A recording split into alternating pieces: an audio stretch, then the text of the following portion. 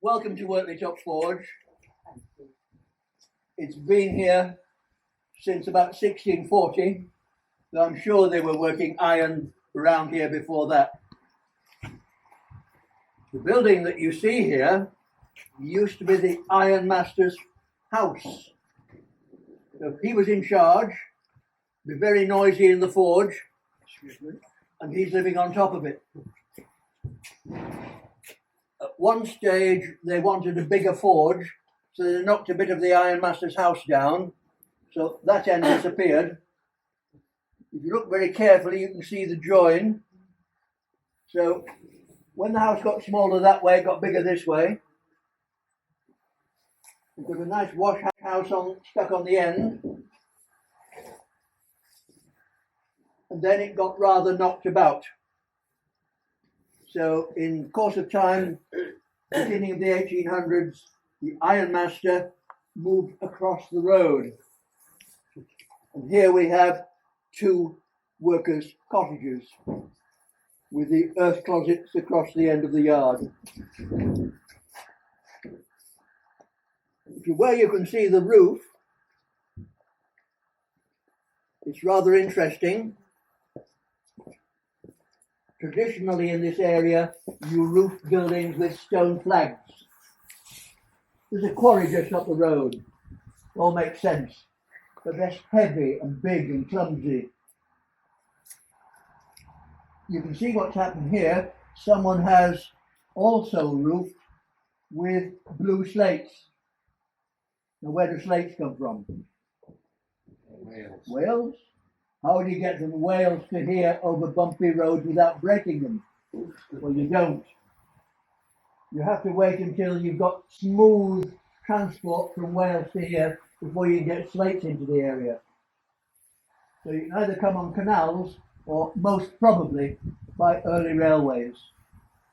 So I think what's happened here is someone after 1840 said, oh, we'll use all the old stone flags lower down, they're very heavy, and we'll repair the roofs with cheaper, lighter blue slates from Wales. If you dig a hole in the floor here, or even better if you go up to near the M1, you find brown stones in the ground. So dig, brown stones. That stage you open up a bell-like chamber underneath, so you've got elbow room to do your shoveling, and there's those brown stones, rusty brown stones, which is iron ore. Except over there is some brown stones that are not iron ore. So you always accidentally get a bit of sandstone mixed in with your iron ore. Remember that.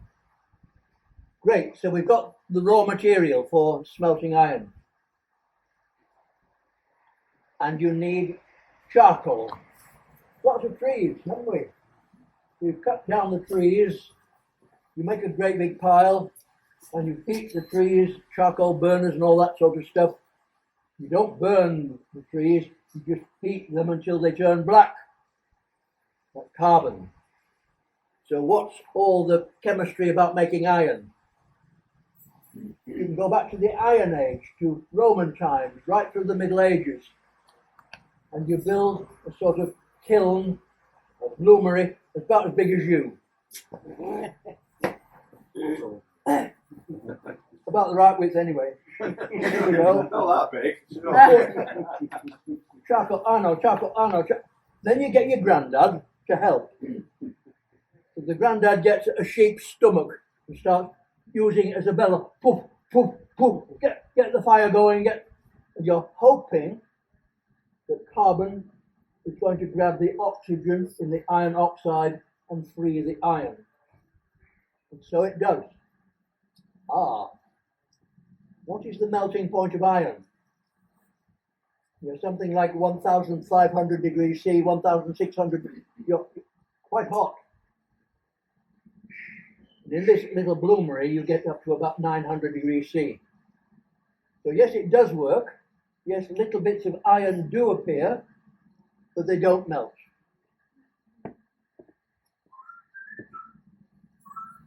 Stir sugar into tea, what happens? Wrong word. Melt. No, I said Oh. dissolve, so that's Oh, you said the right word to start with. We're just making sure you know the difference, and I can remember. Ice melts, sugar dissolves. But did you know that carbon will dissolve in molten iron? Get some molten iron, put them just like sugar in tea. And those old men making iron in the Iron Age, Roman times, medieval times, were very, very lucky. Because the little bits of iron that they made didn't melt, carbon couldn't get into it. They're making iron with no carbon in it. And it's lovely. It's soft and malleable, and blacksmiths like it. So what you do to the red hot lump of stuff that comes out of your bloomery, you put it on the iron and they beat the hell out of it. What you're doing is you're getting little bits of iron to stick in together to make bigger bits of iron. Right? Any bits of charcoal sort of that come out get crushed by the hammer blow and blown away by the wind. Do you remember that sandstone? What is melted sand? Glass. Glass. So you get a glassy impurity, a glassy slagging with the iron as well. And while you're hammering it on the anvil, you're squeezing some of the slag out. You don't squeeze it all out, so there's always a lump of iron with some slag left in it. And you work it on the anvil. You work it. And the old word for worked is wrought. So that's wrought. So when you say wrought iron, to me, it means iron made the old way with no carbon in it, that's soft, that blacksmiths love. These days, if somebody comes and says, we'll make you some wrought iron gates, they're lying. They bring steel bars and they weld it together, and the steel has a little bit of carbon in it, makes it tougher, makes it more brittle. But we are all about wrought iron at this place. By 1910, Sheffield was making good quality, cheaper steel that really displaced it. So after 1910, they walked away from this business here. And 40 years later, South Yorkshire Industrial History Society bought the place. We spent the next 70 years repairing and putting stuff back that was destroyed. Come and look at the stuff. Come for a walk. Wrought iron go in there, and long thin bars of wrought iron come out here.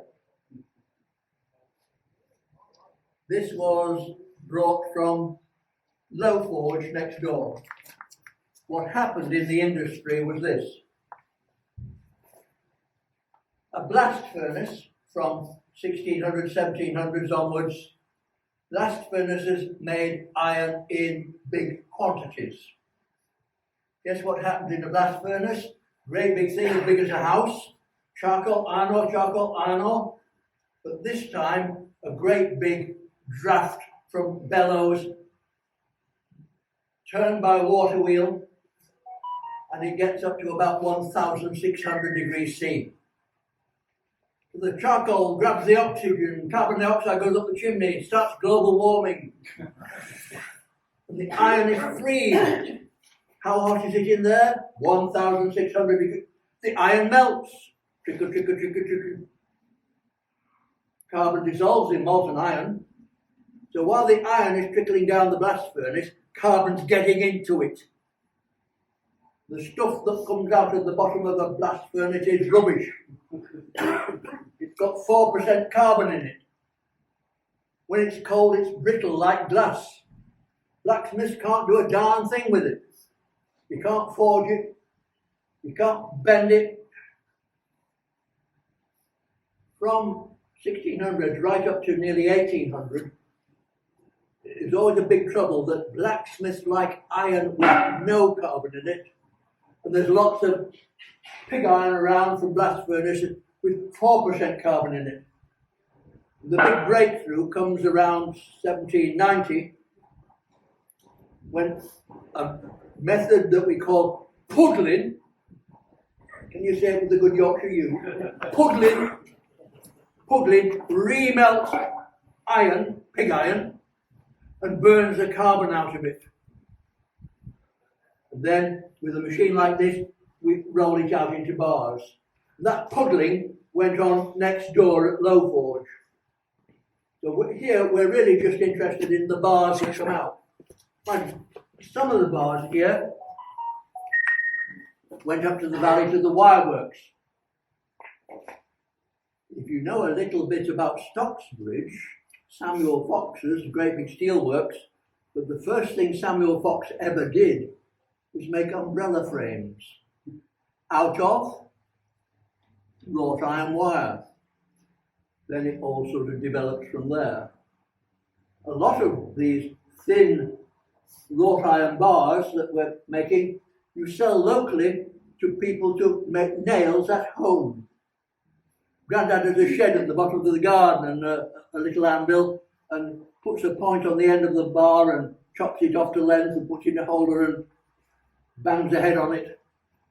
Hand nail making went on in many of the villages around here. It all comes from producing wrought iron with no carbon in it. It's soft. Does that make sense? Get it into your mind, the three things. Wrought iron, no carbon, blacksmiths love it. Pig iron, cast iron are the same thing. Tons of carbon in there, brittle as hell, blacksmiths hate it. In between, just one compromise, iron with a little bit of carbon in makes hard steel. Very good for making swords for chopping people's heads off. Wouldn't do it if you tried wrought iron, it's too soft. You want steel to chop somebody's head off. But once you've got some bars of wrought iron here, then in Victorian times here, we can make axles for railway wagons. Come and look. So this is the stuff. Oh! Small a bit for you. Oh, thank you. A middling bit for you. Pass it on, let them all have a look. Send it down the line. All sorts of strange things going on here.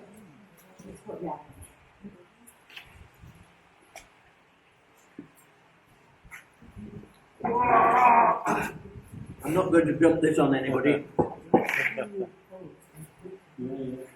So this is the raw material, wrought iron, that comes from Low Forge, where they rolled it up to here. And we're going to make bundles of it, get them red hot, and then bash them. But you remember that sandstone?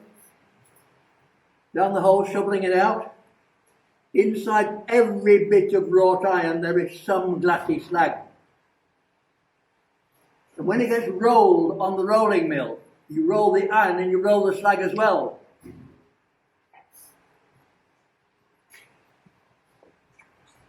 And 50 years later, when the iron has rusted a bit, you can see where the slag's been. By turning it around in the light, you can see the slag lines. It looks like wood. And you're now world experts. You can recognize old rogue wrought iron whenever you see it. Nothing else looks anything like that. It's a complete giveaway is this slag lines on the surface that look like wood. So when you go on holiday to the seaside, go and have a look at the old anchor chains in the harbour. Because no one ever throws away a good anchor chain, and perhaps some are old enough to be made of wrought iron. And you will see the slag lines on it. Perhaps you're a member of National Trust, English Heritage. You go to a stately home. To hell with the house. Go and have a look round the grounds. And see if you can see something on the outbuildings made by a blacksmith. There always was a blacksmith on these big estates. They had so many horses and carriages and what have you. The blacksmith was always busy. And he made things out of wrought iron. So when you look at them now, 100, 200, 250 years later, you can see the slag lines on the metal. So it brought you up now, wrought iron good, steel bad. But we're going to make a bundle of wrought iron bars, get it in the oven, and get it hot enough to hammer with our big hammers. Now, this is what our big hammer does.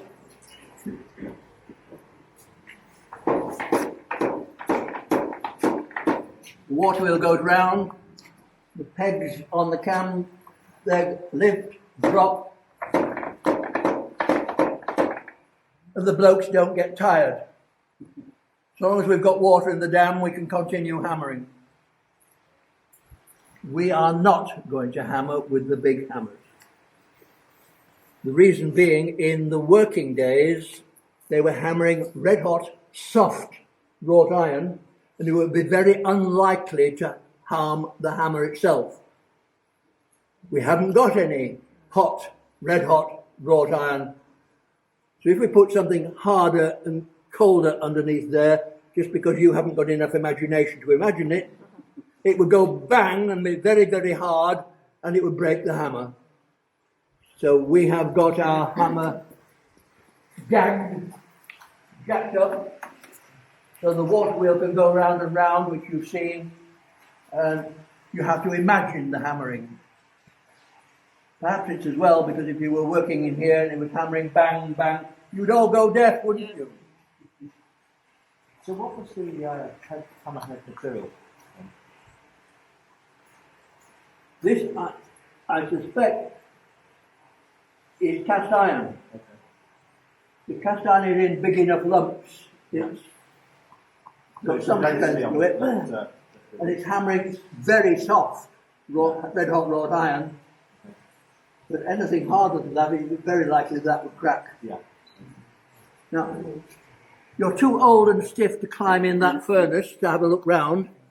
So follow me and look at the model of a furnace. Half a furnace, and we're inside it. You can see exactly what goes on from the inside. There's a bloke out there shoveling coal in. Light the fire, lots of flames, lots of smoke, hot gases. Hot gases want to rise. Do you know why? Well, they expand and get less. It's like a cork on water. The hot gases definitely want to go up. This wall is very cunningly taken to this level so that the gases have to get up here before they can turn right. The hot gases, still very hot, want to rise, want to rise, want to rise, and the roof gets red hot. When did you last stick something under the grill in the kitchen? Sausages under the grill? It's red hot up here, and you put well, we're putting wrought iron in here to get it ready for hammering. And this is red hot. So it's convection currents in the hot gases that take them up here, and it's radiant heat that does the heating at that end. It works extremely well because it keeps this part extremely clean, because all the hot, mucky, smoky gases are up there, and they want to go up there, and eventually they go up a big tall chimney. And it works a treat, except on Thursday. Don't know about Thursday in Lent, but if the coal you bought is from Barnsley, well, if it's from Barnsley, it ought to be good. If you get it from Doncaster, it might be less good. And if the wind's in the wrong direction at the top of the big chimney, it might not be quite hot enough. So sometimes you have to encourage your fire, make it hotter still. How do you encourage the barbecue? Fan it with your cap, or blow air into the fire from a blowing machine to get it really hot enough. So it makes sense? We've got an oven we can put wrought iron into, and I say to make it hot enough. Now what is hot enough? When you were kids, and you remember that far back, 2 lumps of plasticine. What have I got now? 1 lump of plasticine, bigger. When it is hot enough, wrought iron is almost like plasticine. The blacksmith with 2 bits of red hot wrought iron can put them together, hit it with a hammer, and it actually, well, it's so soft and so pure that it actually welds itself together. And I am told that having a little bit of slag in with the wrought iron helps as a flux. It works beautifully. But we were worrying what happens on the day when it isn't quite hot enough. Come and see how we blow air into the furnace.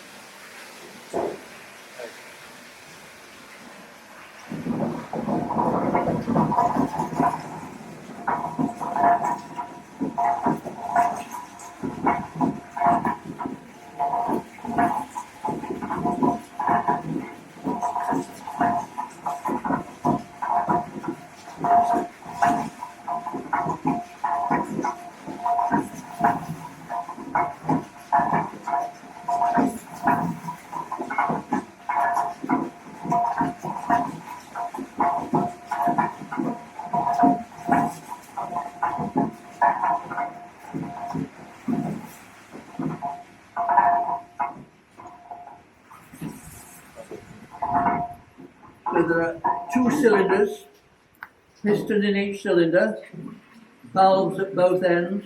We suck air in, we blow it out to the furnace, and the furnace gets hotter. We think the first blowing engine here went in about 1770 by one John Cockshott. The Victorians improved it about 1850, and there's a date on the Pentroff. I think the original barrels were probably like beer barrels. I don't mean they were curved, but they had wooden sides rather than metal sides. Victorians, it would be entirely metal. And then what happened, about 1910, the Andrews family running this forge decided there was no money in it. They walked away from the business and got the scrapman in. So can you imagine bringing a horse and cart and a big hammer here, saying, what can we smash up and sell for scrap? All the floor plates disappeared. 3 furnace cases disappeared. All the wrought iron tools hanging on nails on the wall disappeared. And all this machinery disappeared as well.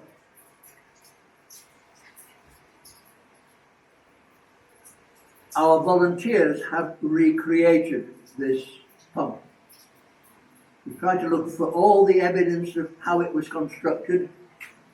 We were very lucky because the scrapman left that behind. We just made 3 new ones to support the new pump.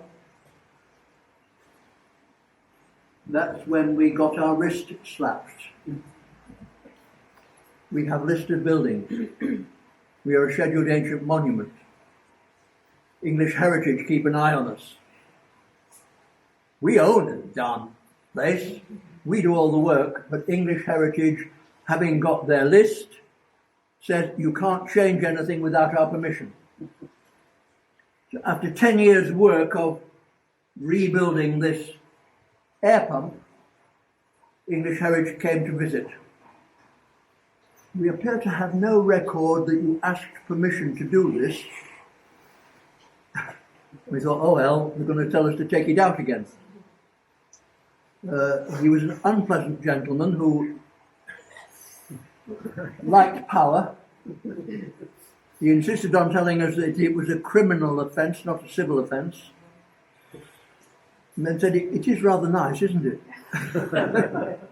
So they didn't insist on that we took it out again. You have to be very careful when you make additions to listed buildings. We have been very careful here. For instance, all that steelwork isn't fastened to the original building. It sits on support and is not fastened to the original building. So if we had to take it out, the original building would be completely intact. But here you are, you've blown air into the furnace, you've got your wrought iron hot enough, we have cranes which can swivel and bring hot metal to the hammer. So here we go.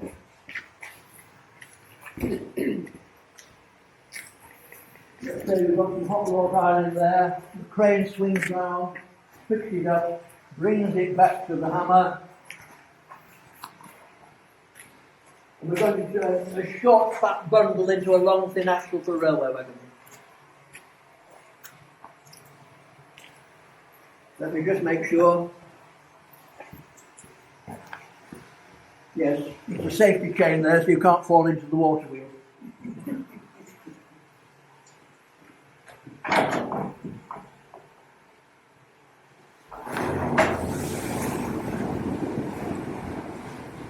Stick it in just to get splashed, don't have a look.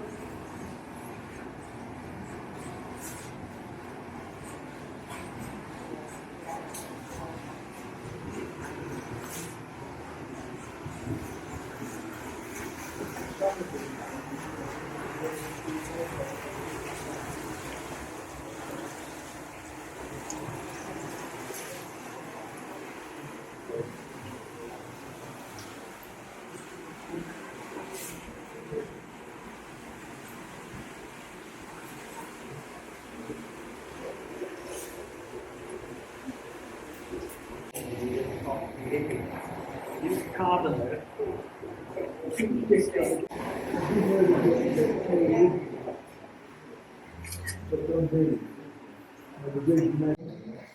So we think there's been a wheel and a hammer here since about 1680. It's been broken and repaired many times. And each time they repair it, probably made it a little bit more modern. So in 1680 it'd be almost entirely wood. Now you can see lots of iron around the structure.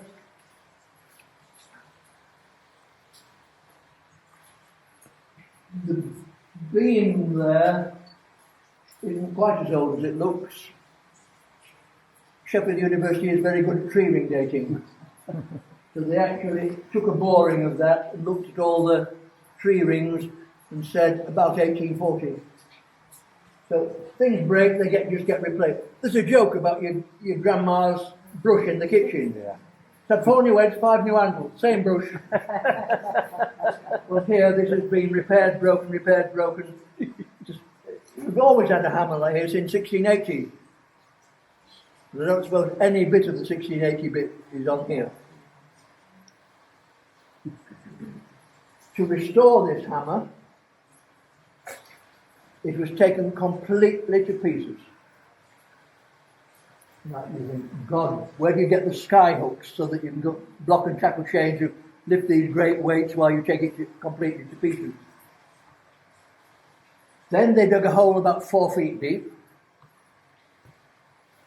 Then they pulled out the rotten timber that was underneath and started from 4 feet down and built it back up again.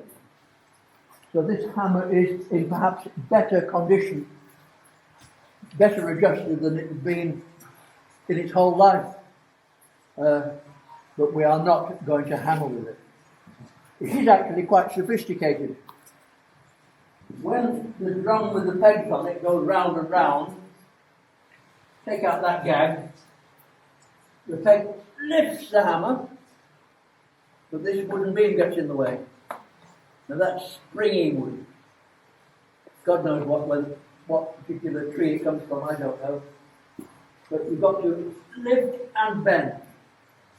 So when the peg moves on and lets the hammer come down, gravity and springiness both contribute. When that hammer is making axles, and this one is making axles, it's going bang, bang, bang, bang, bang, bang, bang, bang. You go either mad or deaf or both. It is not an easy working environment. What's the floor made of?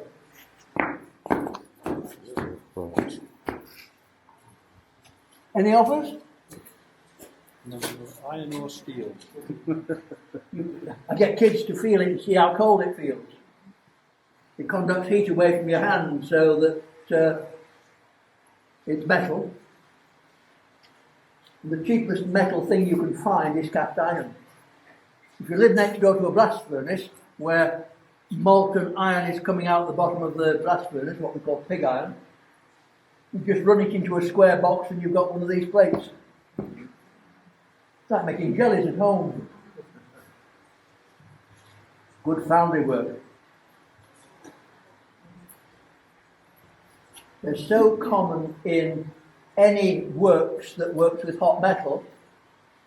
A lot of factories down in Sheffield, they talk about Sheffield carpets. If you drop hot metal onto the floor, you don't want the floor to burn. You grab it in tongs and drag it along the floor, you want low friction. Fine. Cast iron. If you're working here, this is what you'll be doing. Bang, bang, bang, bang, bang, bang, bang, bang, bang, bang, bang, bang, bang, bang, bang, bang, bang. There's the deafness bit. Inside every bit of wrought iron there is some glassy slag, which at this temperature is molten. So the iron might be fairly soft, but the glass is actually molten. And the hammer goes squeeze and squirts red hot liquid slag sparks at you. The black stuff on the wall is slag sparks that went that way. And if you're working here, you're being covered with sparks all the time you're working. You're not wearing a big leather apron, probably set your trousers on fire. Very embarrassing. Not a bad idea to come to work here in clogs. We used to have 3 furnaces, you can see 1.5 now. 3 furnaces, 3 fires going all day, a metal floor and heat conducting along the floor. So if you come in here in rubber boots, you might melt and stick to the floor.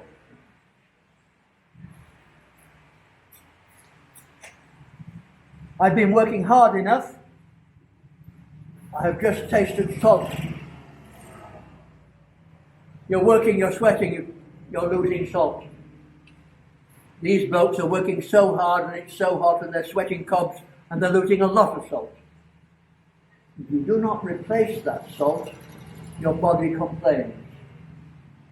The obvious symptom is muscle cramp. First of all, might be the muscle, and then I've seen people writhing on the floor saying, get me a salt tablet for God's sake, you know. I just hope in those days their mum sent them to work with salty bacon sandwiches. Perhaps someone once upon a time paid you a salary, salt money. The Romans knew about the need for salt. I lived near Salter Lane in Sheffield, where they brought the salt in from Cheshire into Sheffield. Your body can't manage without salt. You've got to replenish it. But I know too much salt and you finish up with high blood pressure. But when I was a child, you didn't have a salt shaker you had a dish of salt on the table, and you pinch of salt. You know, what did people drink? Yeah. What's wrong with the local water then? Until you have clean water reservoirs up in the hills and pipes that bring water to your taps, people had earth closets.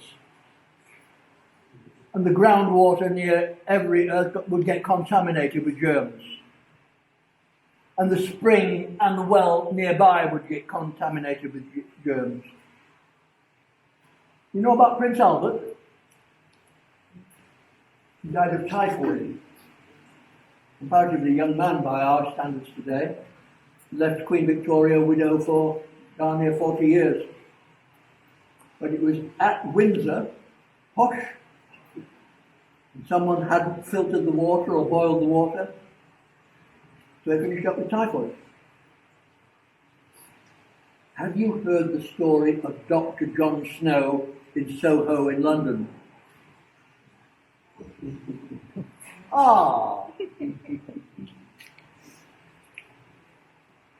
All these people, they got poorly. And they didn't. And he noticed that the people who didn't get poorly were actually working in the brewery. It dawned on him that they weren't drinking water. So all these people were getting water from that tap with a pump, from that well. And it was a waterborne disease. So they put a lock on the pump and they all got better. But the moral is, drink beer. During the making of beer, it is sufficiently hot at one stage to kill germs. Even alcohol in there kills germs. I'm told that at some stage it's sufficiently acidic in the mixture, and that helps to kill germs. So basically, beer is a safe drink when water was not.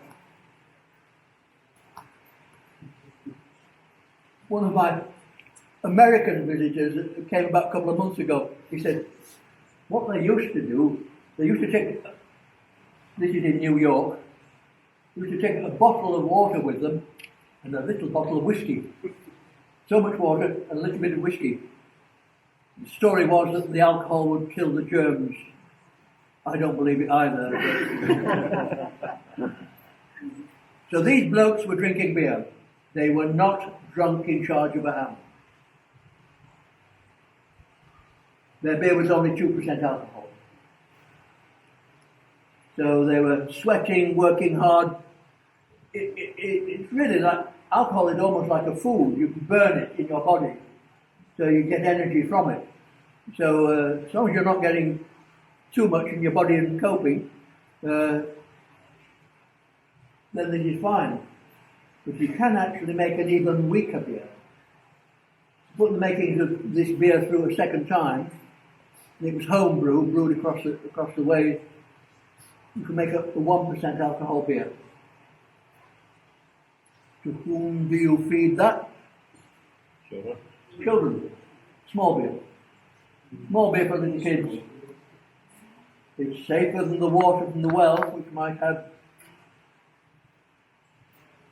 Do any of you know Sheffield Well? You go down to the railway station, you look up on the hillside behind, and what do you see sticking out? The Cholera Monument. There was it somewhere in the 1850s, about 150 people died in Sheffield that year of cholera. It was a real worry. Drink beer, not water. Does that make sense? Yeah. Oh, what don't you know that you'd like to know? Maybe I not know the answer. Questions? Come on, then we'll wander on and look at other things.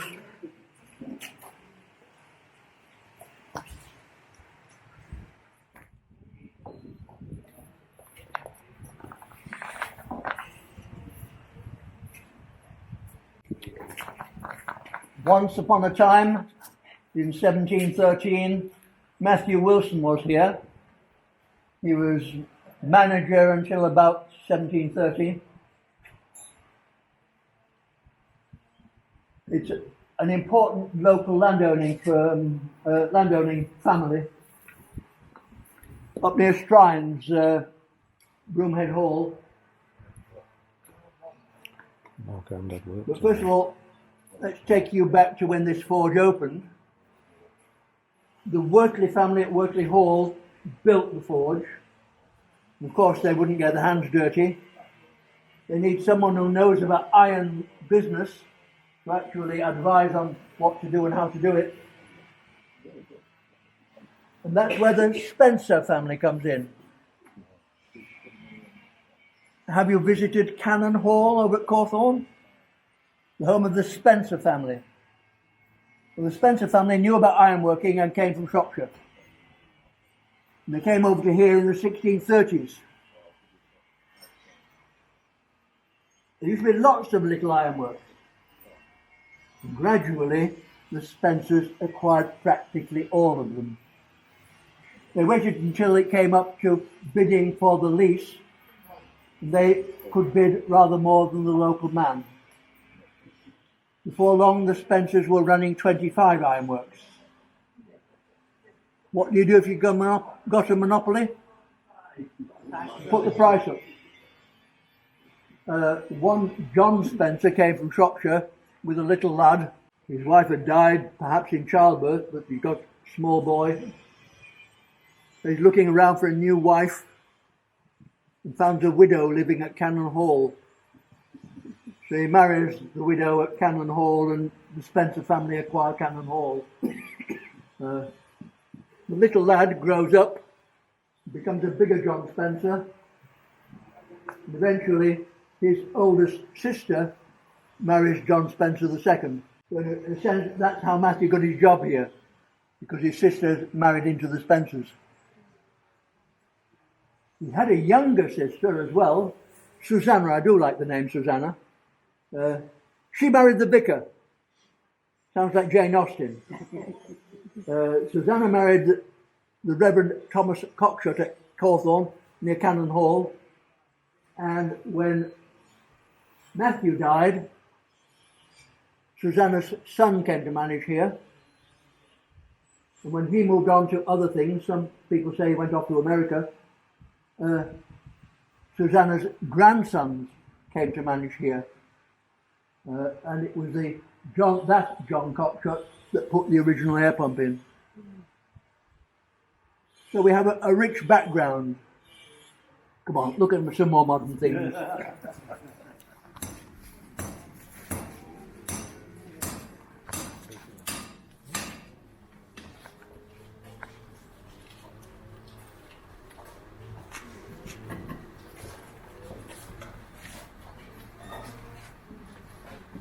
Sheffield was very proud of its hand files.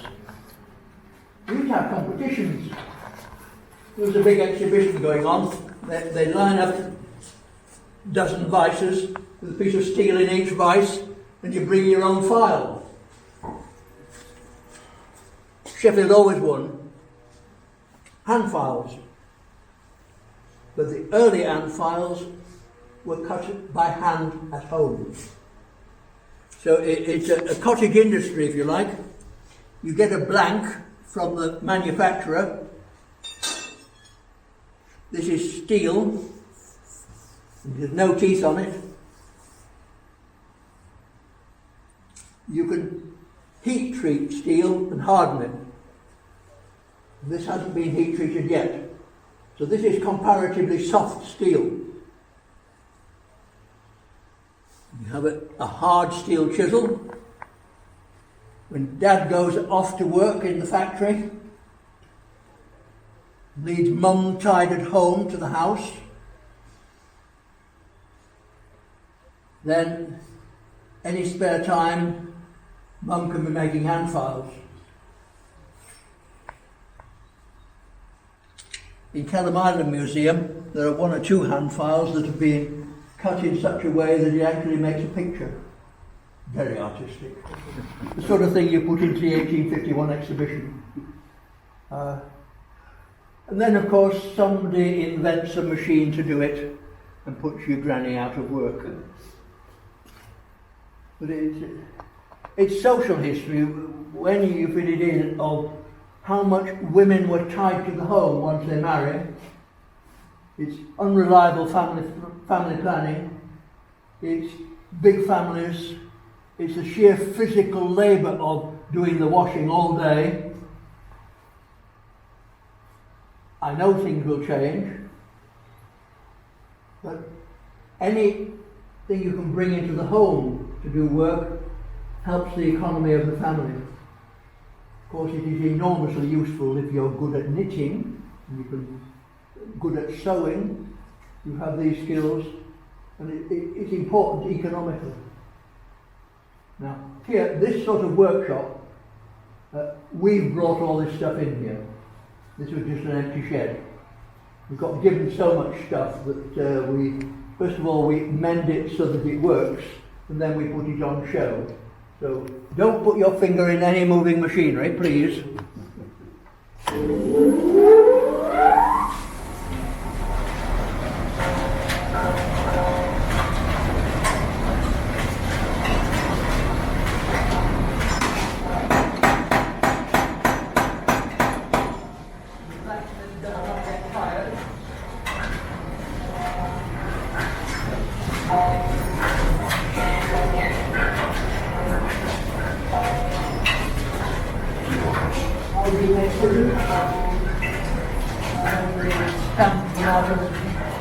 Stamp out the metal.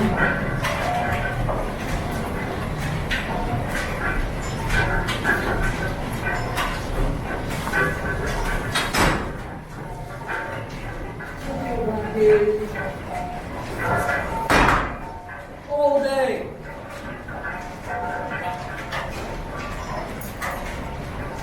How do you make spoons?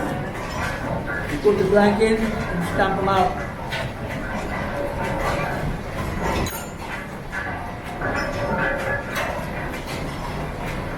We got a hammer from a silver works.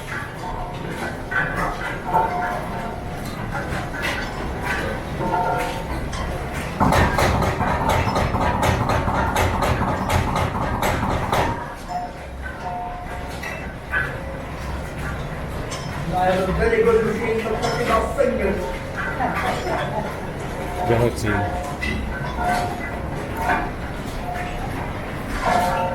Here, pair of scissors for cutting steel bars.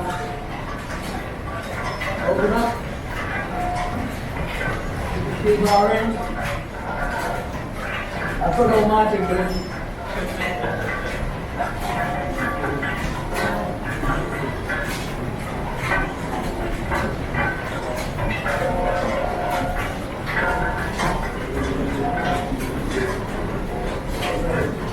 Can you press the red button? That's red button, Joe.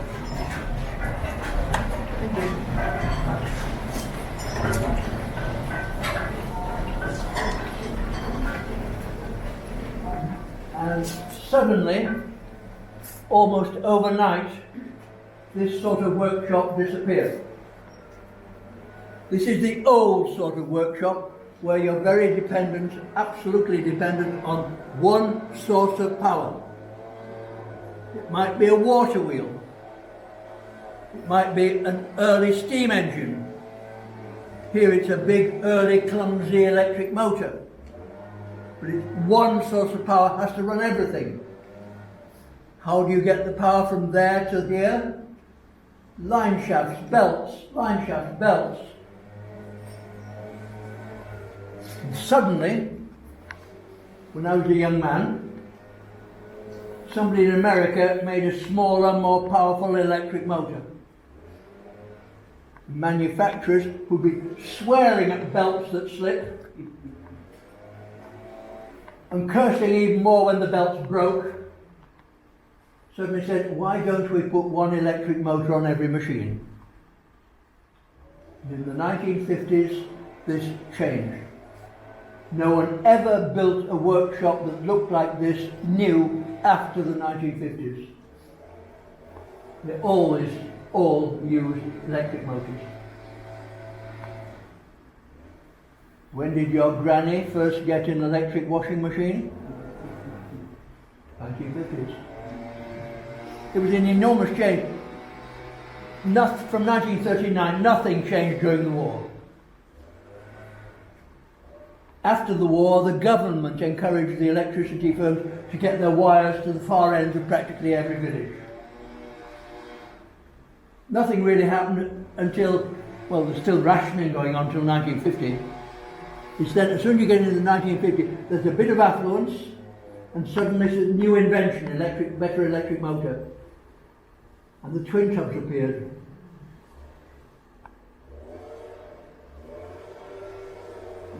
Any of you old enough to remember helping your grandmother with the mangle? Grandmas were very keen to have help because it was hard physical work. Social history? I hate to take that social history further. As soon as you got electric washing machines in the home, it put women folk into a completely different category. You're now free to go out to work. That affects the housing market. They know you have 2 wages coming in, you can afford more on a mortgage, whatever it happens to be. So you get caught everywhere. What you then hope is that husbands are supporting and not insisting that the wife does all the housework as well as going out to work. Come on then, let's go and see where people used to live.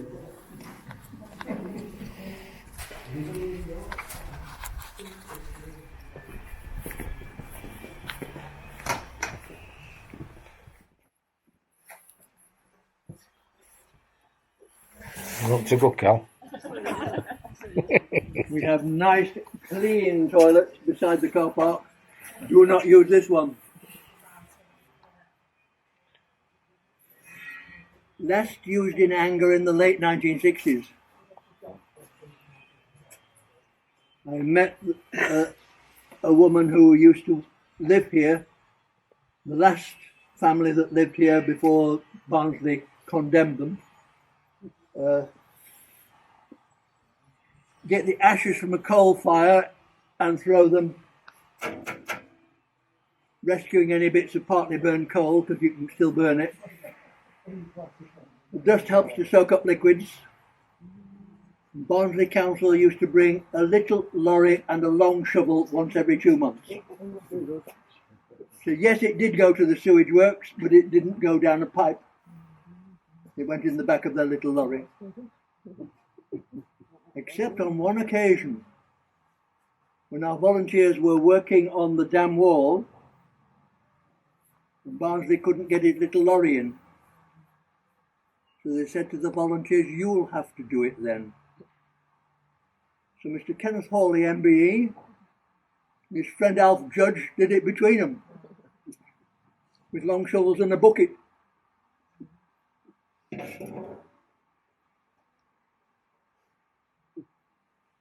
I can remember when I was 4 years old and the council came to change earth closets to water closets where I lived in the village.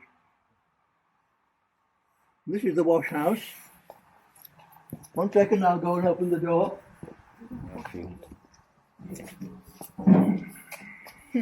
Very tough.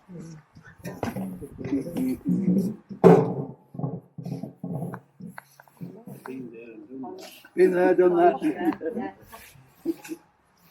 There's no hot water tap.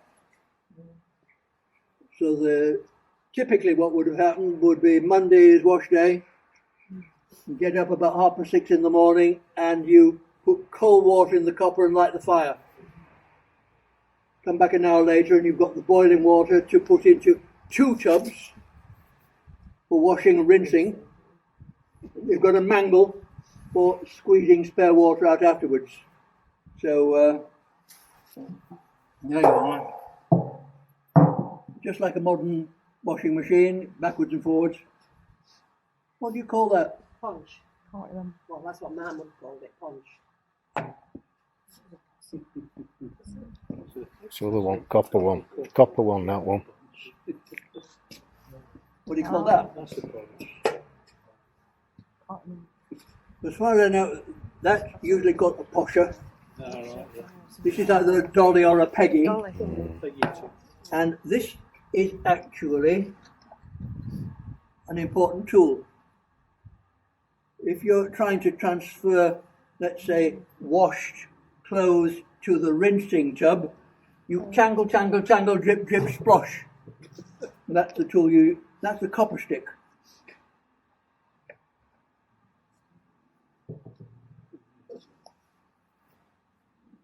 In the 1950s, when electric washing machines came in, spin dryers weren't immediately invented. They tried putting electric motors on mangles, supposedly with a safety cutout, which did not always work. Some Barnsley housewives finished in Barnsley Hospital because the hand was drawn into the mangle and kept on being drawn in. It didn't shut off. Oh, it will be. Yeah. There's Hence so the many word nerves in mangle. your hand. It's a painful injury you can get. They used to have a scrubbing board as well, didn't Oh! they? That's skiffle. I saw one of them. Skiffle. Yeah. Have you got any thimbles? You got some thimbles? Molly Donegan. Molly Donegan, yeah, that's it. Skiffle. I'm just saying everything you say. There's one other thing we've got in that wash house. That is a great big hook in the ceiling. It's where they killed the pig. Absolutely normal in rural economy. You buy a piglet in the spring, you fatten it through the summer, you can't feed it through the winter, you kill it in autumn and keep the meat keeps you going. You like black pudding? No. Well, don't waste anything. Don't waste anything. Come and look in the kitchen.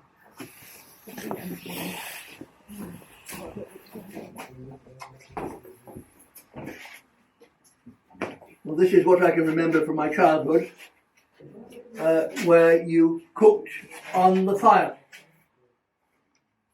Yes, heat from the fire could also go under the oven and heat the oven.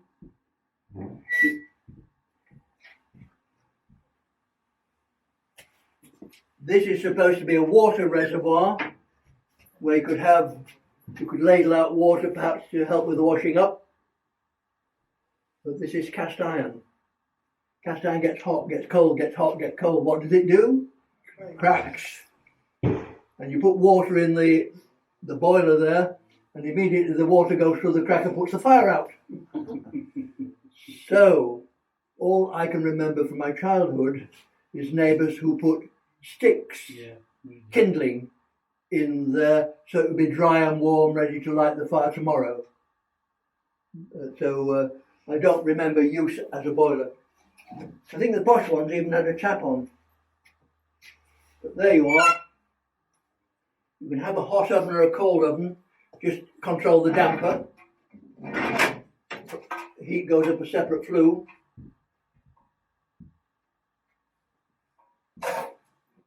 Bake bread. Yorkshire puddings. Put a rice pudding in for practically almost overnight. Yorkshire puddings, I don't mean those little ones, I mean great big ones like a plate.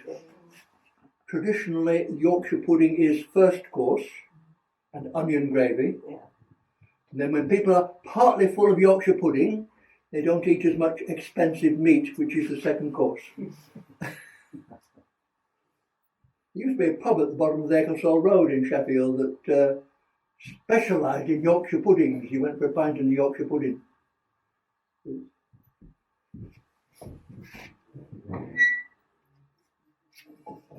Cast iron pots, when you get them hot, they stay hot for a bit, but don't drop them, because this is brittle cast iron.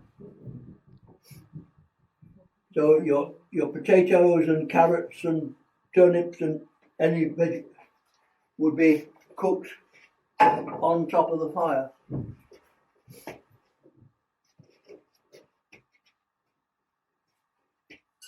Ah, there we are. And you can have toast. There you are.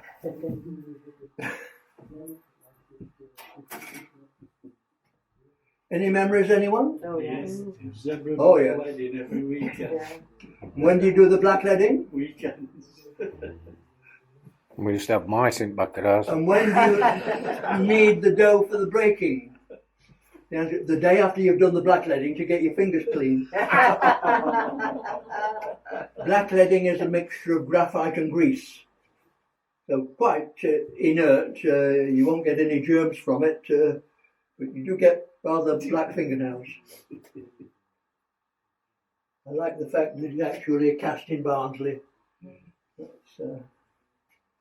We are over the border into Barnsley just here, we're no longer quite in Sheffield.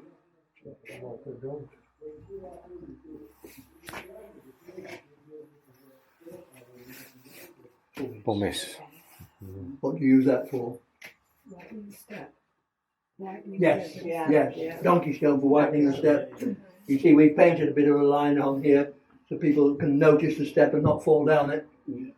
But you make your back door step beautifully white. Are you in competition with the housewife next door? She's more of a slut than you, again. When that went out of fashion, my mum used to paint the edges of the steps with white. I don't know what it was that she used, but she used to paint the edges of the steps. Brodsworth Hall. Have you been visited them? English Heritage. There's a lovely, great square area which is tiled. And around the tiles is sandstone border. And now the sandstone border is about 1/8 of an inch lower down. The maids have been using donkey stone, cleaning the border. So the sandstone is now lower than the tiles. Come on, let's go look at the workshops.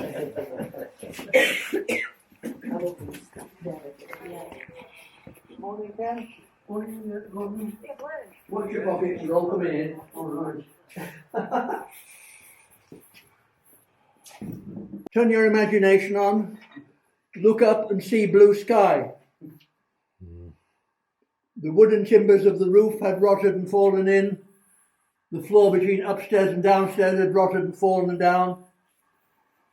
There was originally an earth floor here, but by the time our volunteers came, there were 3 feet of rubbish and trees growing in it. So it was a big job of work to restore the building. This whole building is the repair workshops for not just Wortley Top Forge, but for 5 works on the river here, all under the same management, the Spencers, if you like. So in those days, their machinery would be made out of wrought iron or wood. It's only after really about 1850 that you start getting a lot of machinery made of steel.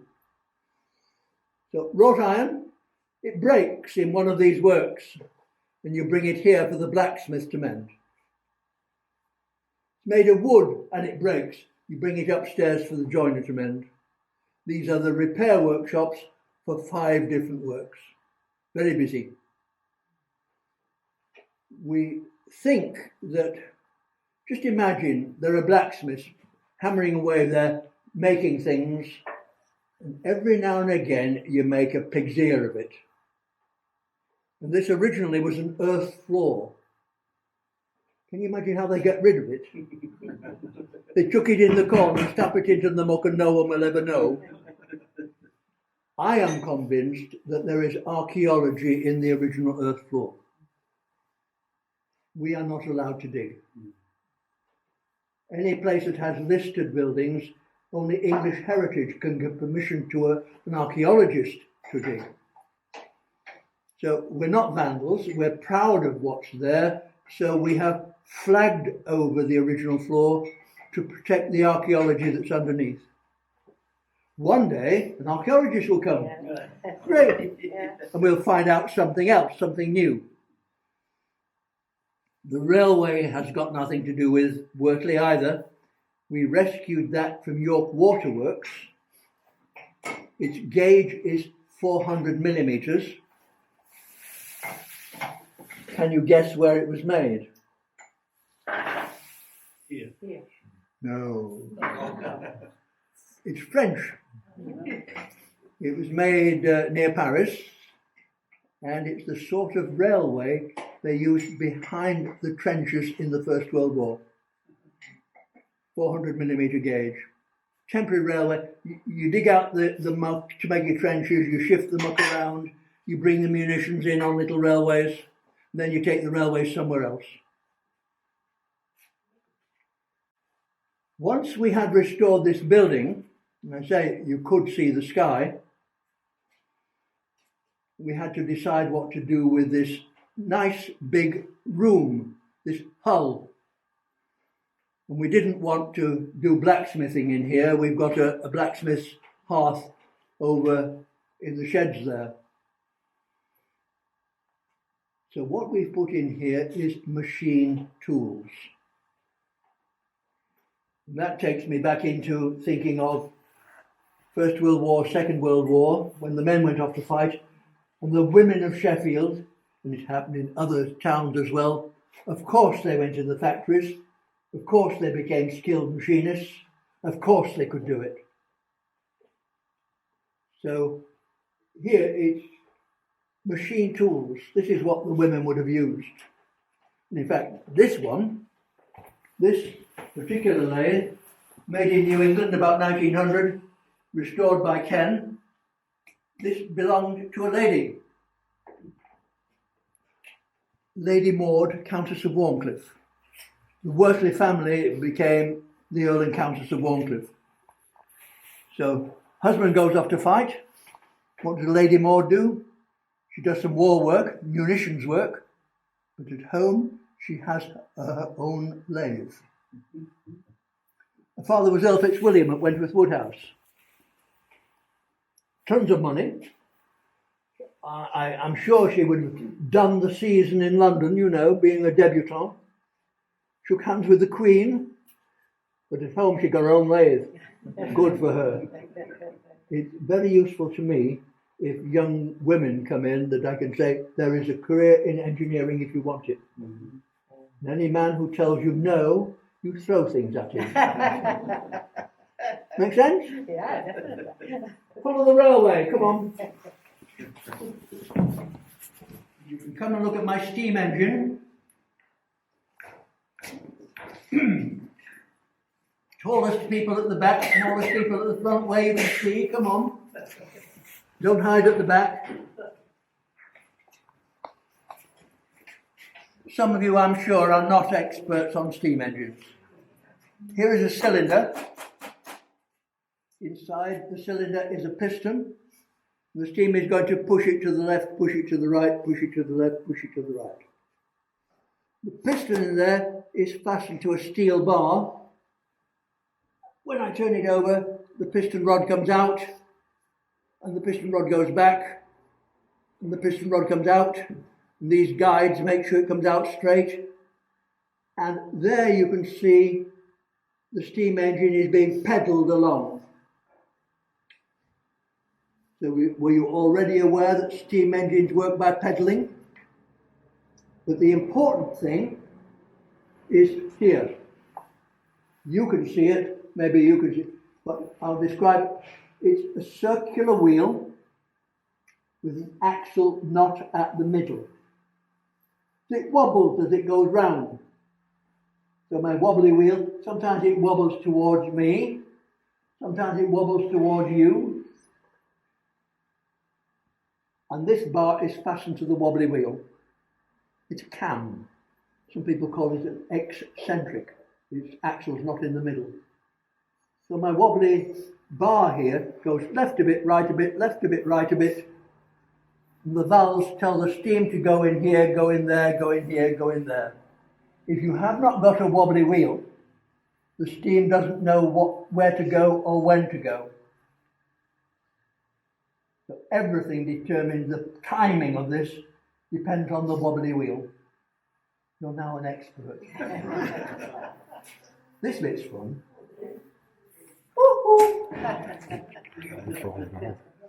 When I start the steam engine up and it starts going faster and faster and faster, and you begin to get scared, it flings its arms out and turns the steam off for you. That is your safety device. That is the governor, the safety device. Now I haven't got any steam. I have got some pretend steam, some compressed air. You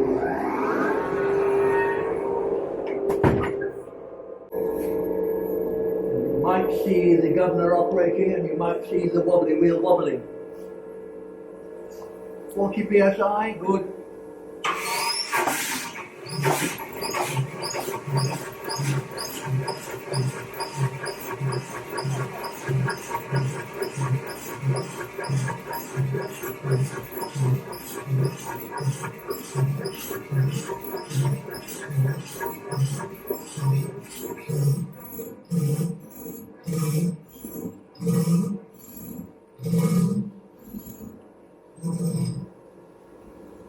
The cylinder is clad in wood.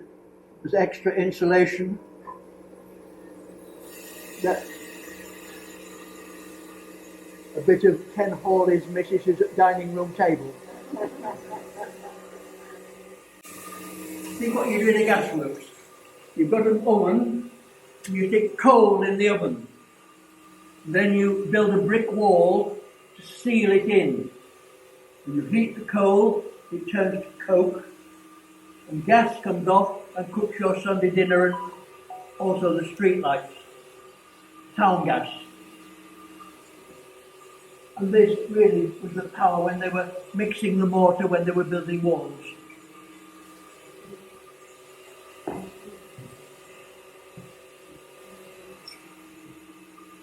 Big noise.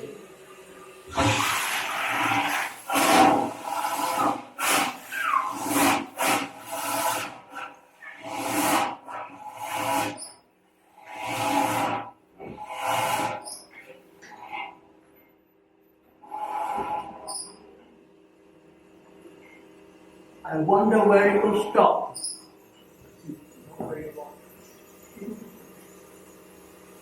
Good. Bad. Good. Don't stop at the bottom. If it's exactly at the bottom or exactly at the top, you can't start it next time. Think of a bicycle with a pedal at the bottom, it's no good pushing it. Top dead centre or bottom dead centre, you can't start it next time. You have to bar it round before we can start. Anyone who is slim enough or daft enough can come up the spiral staircase. I'll go this way.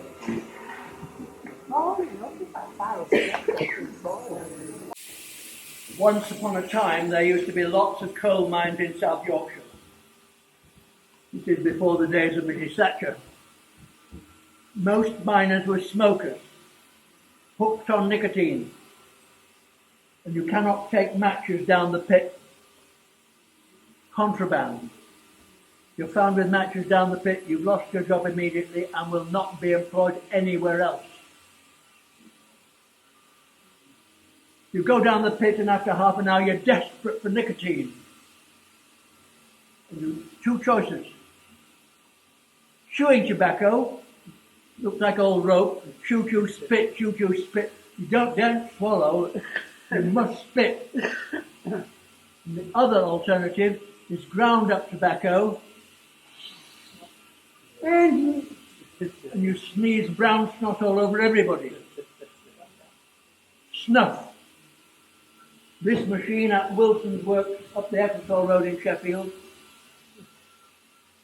was powering the mortar and pestle that ground up tobacco to make snuff for miners.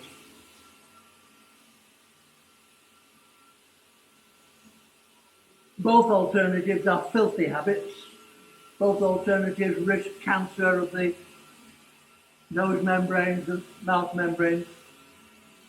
I do my best to put people off anything to do with tobacco and nicotine. Any smokers? Who's given up? Good, well done, man. Go in the wood workshop. So, we've got the lathe working by treadle power here. Yeah. Here's the cutter, there's the chuck. Get tired in the afternoon. It's a lot easier if there's an electric motor. I'm going to say a Shirley and have a real muscle leg and a red leg.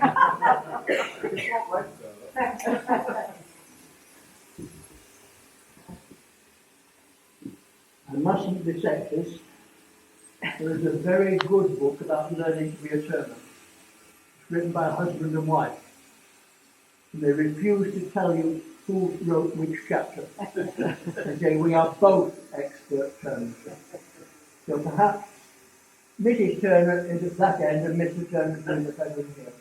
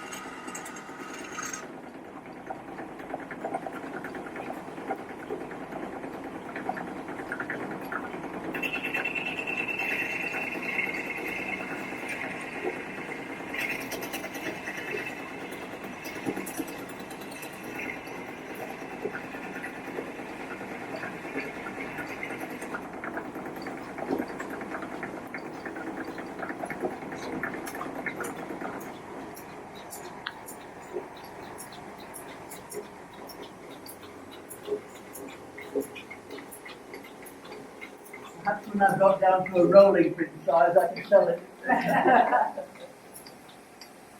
We think the woodworking lathe here is 200 years old.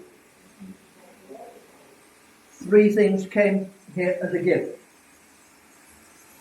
That metalworking lathe, this woodworking lathe, and the whole of this grey painted roof structure. It came from Strutt's textile mill near Derby. We had no roof here, it's open to the sky. And by luck, this roof frame fits our building. It just came as a jigsaw puzzle. There you are, put it together yourselves. And our volunteers put it up without a crane. What is it made of?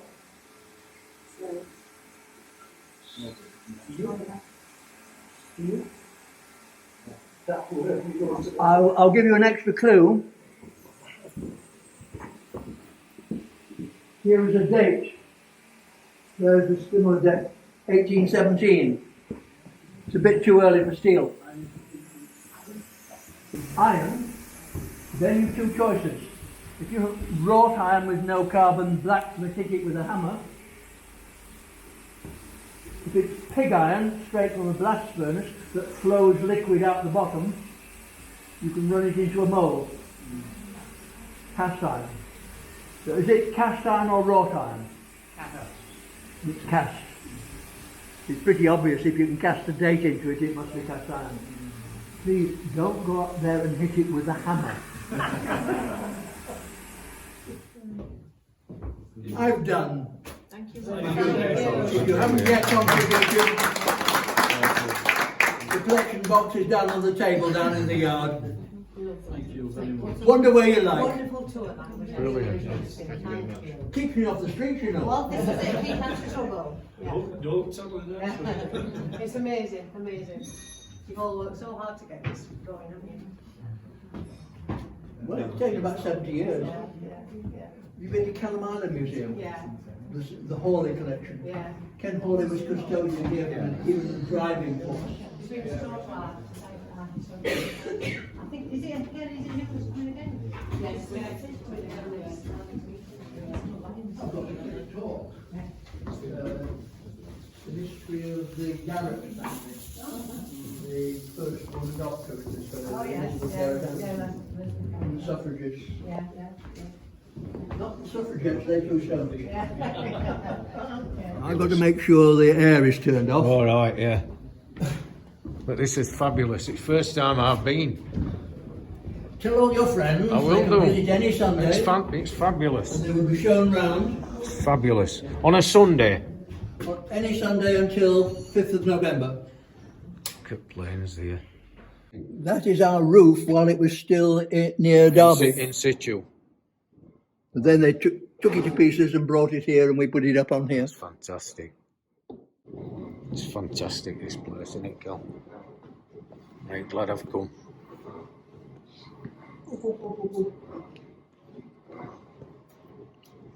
Keep going on.